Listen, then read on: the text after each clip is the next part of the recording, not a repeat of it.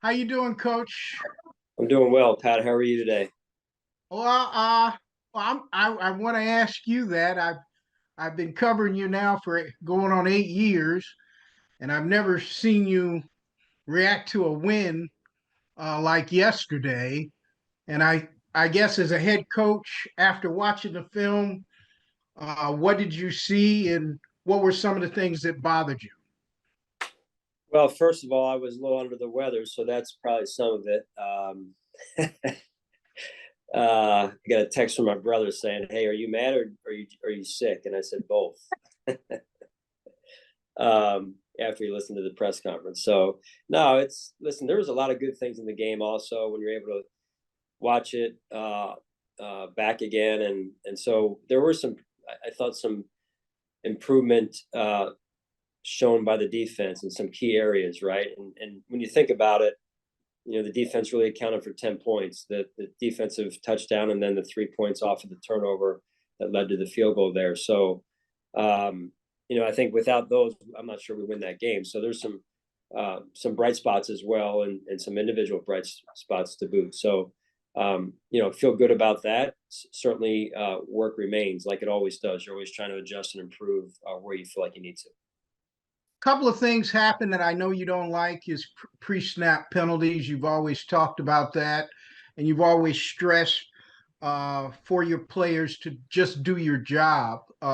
Were you satisfied after watching the film, or are those just areas you've got to improve on week to week? No, yeah, I mean, those are the areas that drive you crazy, quite honestly. When you're beating yourselves pre-snap at home, in particular. So the crowd noise is not a factor, should not be a factor for us at home, and isn't a factor. So it's to me just sloppy football, and we can't have it. It's hard to win when you're beating yourselves. We're going on some drives, and then we have a pre-snap penalty, and we get pushed back. You're going to have some aggressive penalties from time to time. Those are going to show up when you're playing aggressive style football. But beating yourself, there's just I just don't tolerate it one bit. So All right. My last question to you is health wise. How did you come out of the game health wise? yeah, I mean, I think overall, I think the biggest concern coming out of this game was Balin Spector. He'll be listed as week to week with a calf. I mean, other than that, we'll see. A lot of these guys are getting better that we had out yesterday. Excuse me, and we'll see how they do through the week this week here. All right, Coach. Thank you, and have a good week and happy holidays to your family. And we appreciate all the work that you have done this year and have continued to do. And my best to you. I appreciate that, Pat. Same to you and your family. Happy holidays. Take care now. You too. Yeah, hey Sean. Josh made an interesting comment after the game yesterday. He said something along the lines of they were towing the line between how much the offense was willing to show in that game, considering the situation your team is, having already won the division. Can you take us through that from your perspective? Is there a fine line when it comes to holding your best stuff back with the playoffs approaching? Yeah, I think I know what Josh was referring to. Yeah, I mean, we're trying to also be smart, right, with some of the things we do. That said, um, you're also trying to play really high level football too. So, um, with what we did go into the game plan with as well. So, I could see why he was saying some of that. Beyond that, what's important for us is we take what we do have in, and we execute it at a high level. And you still have a chance at the one seed. Those chances are a bit slim. Considering that, would you consider resting Josh or perhaps other starters over these next 2 weeks, or have you not broached that topic yet? Yeah, I mean, fair question, Alex. I think really we're in the mode of taking it one day at a time right now. May know a little bit more later in the week, and if that comes up, we'll kind of dive into that then. But for right now, we're just taking it one day at a time here. Favorite Christmas movie? National Lampoon's Christmas Vacation. Great one. How about yours? I'm old school. It's a wonderful life. Oh man, I love that about you right there. That's awesome. Old soul. Thanks, Coach. Enjoy it. Yeah. Merry Christmas. You too. Merry Christmas, Sean John Worrell. I'll go with Elf as mine since we're on that Why does top. it? Why that kind of takes me off guard a little bit, but not totally. I would say, John, not totally. Just watched it a couple of nights ago. Did you find it as entertaining as it was the first time you watched it? Every time. Even Mary Lou got to laugh at various places. So yeah. Yeah. Hey, the movies when you can just sit in your living room and just laugh, the ones you've seen a million times, but you continue to laugh, even harder sometimes. Those are the ones that are the oldies but goodies, right? Indeed. And you can't Will Ferrell is a treasure. Okay. All right, next question. Here we go. Yes, exactly. What do you take out of the offense? And I mean, we're in this kind of holding pattern here. And what do you take out of the offense, and how do you try to get better going into the playoffs? I guess it's kind of a bit of piggybacking a little bit from Alex's question, but how do you get this offense going so you're clicking heading into the final 2 weeks of the season? Right. I think more than anything, it's, you mentioned, I think you called it a holding pattern or something like that. I'm not sure, but setting short-term goals, there's a lot of power in setting short-term goals for oneself and also for, in this case, our team offensively. And, we have things that we want to continue to work on and improve on. And that work is put in between now and the time we really get going here in the playoffs. So, and you've got to be at your best come that first week in the playoffs for sure. So there's no mulligans in the playoffs. So, I mean, some of these areas that we're trying to get better at, we've got to, like I said, be intentional about week to week here. And my last question is about special teams. What concerns do you have there with yet another kind of misstep on that fourth down play? And I guess just the confidence you have in that unit and Matthew Smiley. Yeah, Coach and I spoke this morning and talked about making sure that we're dotting the I's, crossing the T's, and he knows and feels similar to me in that we should have been in what we call defensive state personnel grouping there. So that's when we went back, and I think just overall making sure we're at a macro level, understanding how we're being played a little bit too, with people trying to take extra possessions and keep the ball away from Josh. So, you have to zoom out once in a while as a coordinator as well, and take that approach. Thanks, Sean, and all the best to you. Same to you, John. Coach Mookie Harkins, Waffle Sports 1080. How you doing? Good, Mookie. How are you today? I'm pretty good. It is holiday season. You still stacking dubs as usual. Victory Monday. Congratulations once again. But just give me your fair assessment of the first half yesterday, Coach. Let's see. About to use an airplane, a flying analogy, but I'll stay away from that. So no, just what it was not as we expected it to go. It was not as I expected it to go. We got to get off to a better start. As I mentioned after the game, just the opening kickoff, number one, and then the first third down, number two. We got to get ourselves off the field. I think we had a 3rd and 8 on the first few sequence of plays there that we didn't do a good enough job being detailed with what we tried to execute there, and so had we done that, we would have gotten off the field. And some of those are young guys making young mistakes, and so they'll learn from those, and we move forward and continue to try and grow.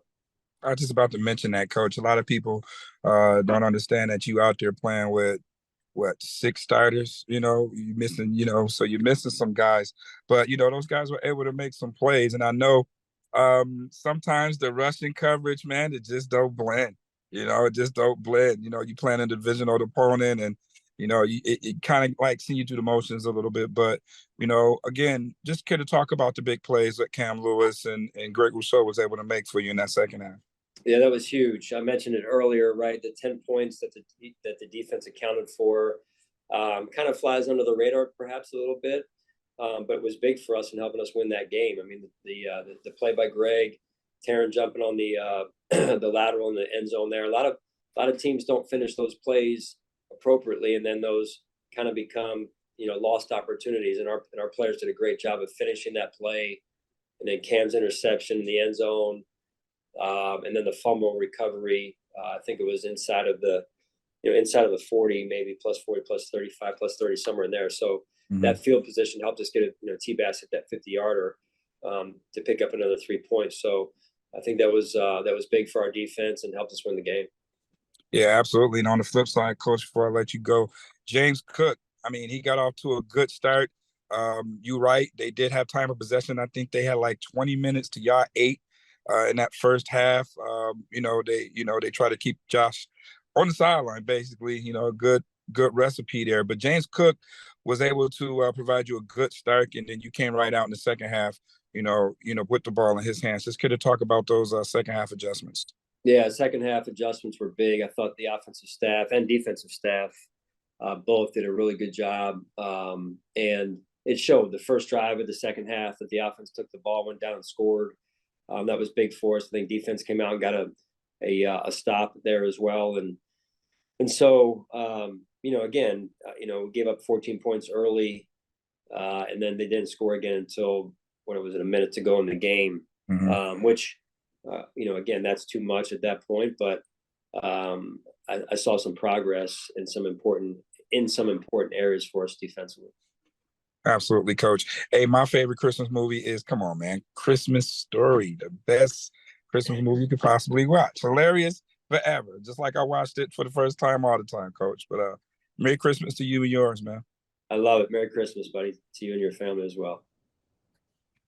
Hey, Sean, I just wanted to follow up in terms of Josh's hand elbow injury yesterday. Were there any kind of changes on that in the last 24 hours since we talked to you? No, Lena, no, nothing new, no updates at this point. Okay. And then other injury thing I wanted to check on is just the guys that missed this game, like Rasul, DeMar, Taylor, like how are they kind of progressing starting this week off? Right. So there's a number of those guys. They're kind of all in the same boat they're all getting better. We'll see how they go. We're going to practice tomorrow. I think you guys got the day off, but we won't have another update for you tomorrow. Okay. I think Sal organized. I think he was the spokesperson for the group, from what I understand. I will say that I wanted to talk to you tomorrow, so you're disappointed. Yeah, we'll really be missing you. So well, you guys should be with your families and celebrating the holidays. Enjoy it. Definitely. One other thing I wanted to ask you about was just with Amari, his kind of snap counts has kind of been like stable the last few games. Do you want to get him more involved in the offense? Do you like kind of the role he's had? How do you kind of feel how that's been going? You know what, I of course I oversee everything, but I kind of leave it up to Joe and Adam and those guys over there.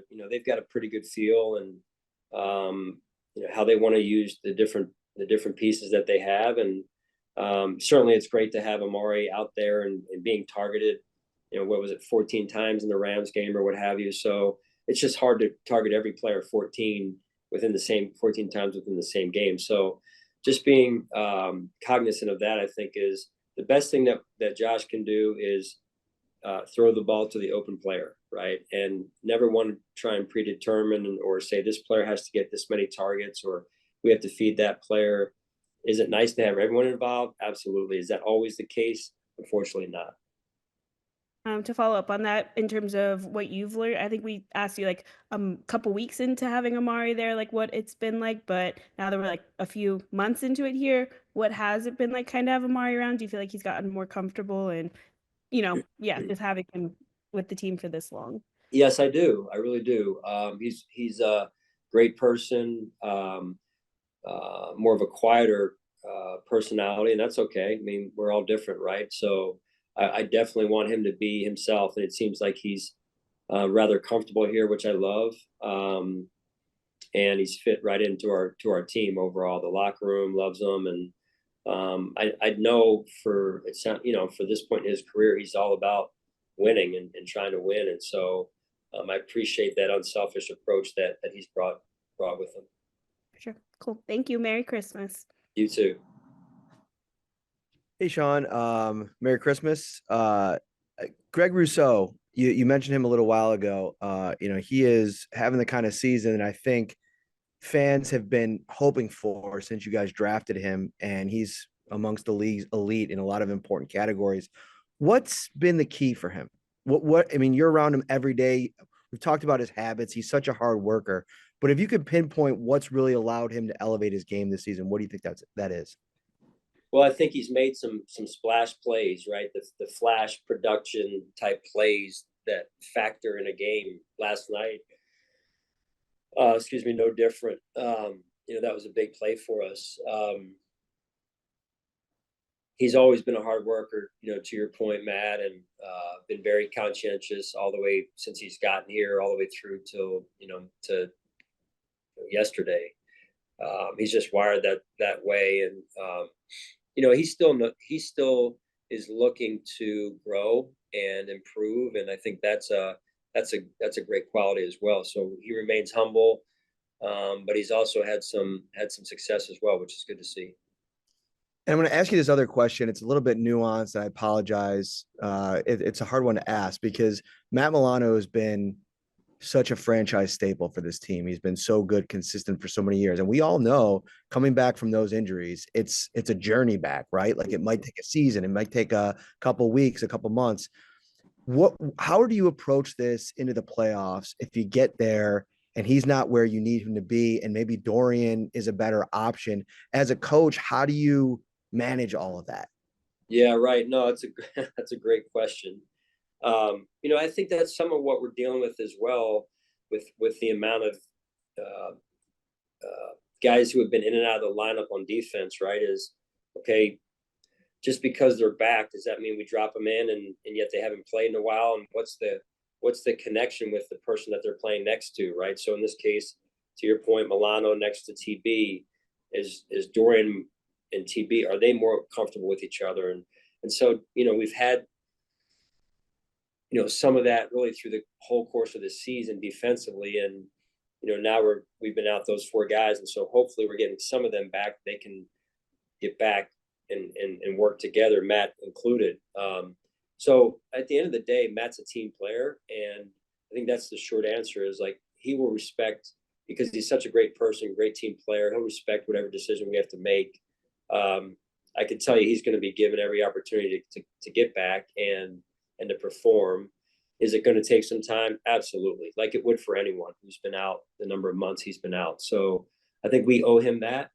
And then there is certainly a team element to this bigger picture. Appreciate that. Merry Christmas to you and your family, Sean. Thank you. Yeah, you too, Matt. Thanks. Hi, Sean. Merry Christmas to you. And as long as we're doing this, I think Mookie is a smart man. I agree with him. It's a Christmas story all the way. Wow, that's two. We should do like a vote on this thing. All right.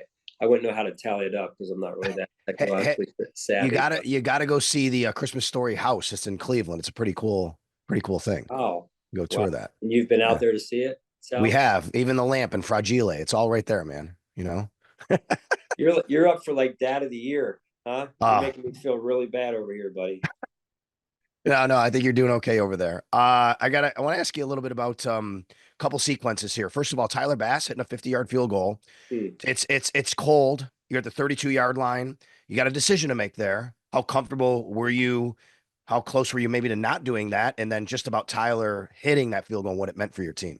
Right, that was huge. Like you mentioned, it was cold. When I went out for the warm-ups and pregame, you could just tell both kickers were experiencing what goes with kicking in the cold weather. I mean, single digits there. And to come out and be able to kick that when we needed it like we did, I thought just said a lot about Tyler and his mental toughness for sure. And then a lot's been made about end of game situations. You guys handled one really well yesterday. Might go unnoticed because kind of wasn't sexy on the score sheet. 1:11 left. Patriots have 3 timeouts left. You have the ball and have to close out the game. Take us into that sequence, what you're talking about with Joe and how the execution went. Right. So we're talking, usually when we go into a situation like that, Sal, it's, hey, what would the clock read if we run the ball 3 times and they use their timeout? So you're always trying to start there and then kind of work back from there. Okay, possible run on the first down. You know, if we don't get what we want, do we want to throw it on second down or throw it on third down? You know, you're always trying to kind of script that series out. The first run Ty hit was, I think it went for a first down right there. So that then changes the script a little bit, and then we're back into a new script. So things are moving fast, much faster than they move at home on TV. But I was really, really pleased with how the offense executed that 4-minute situation. All right, Coach. Thanks a lot, and Merry Christmas. We'll talk again tomorrow. Yeah, you too, buddy. Okay. Hey, Coach. Taron Johnson is a guy that has been a big part of your defense pretty much your entire time here. Just what has he meant to your defense as he's coming up on his 100th game this upcoming Sunday? Wow, 100th game, man. I tell you, time certainly does fly, right? And I still remember Taron at the Senior Bowl when I went to watch him, and he came over to the sideline, lined up close to where I was standing on the sideline, where I had a front row seat to really watch him and get a feel for his tenacity. He's not the biggest, but he certainly plays bigger, and his intensity and toughness really, I think, really gives our defense an identity. And so it's just been a joy to watch him grow on the field, off the field, and super happy for him in his career to this point. Thank you, Coach. Merry Christmas. You too.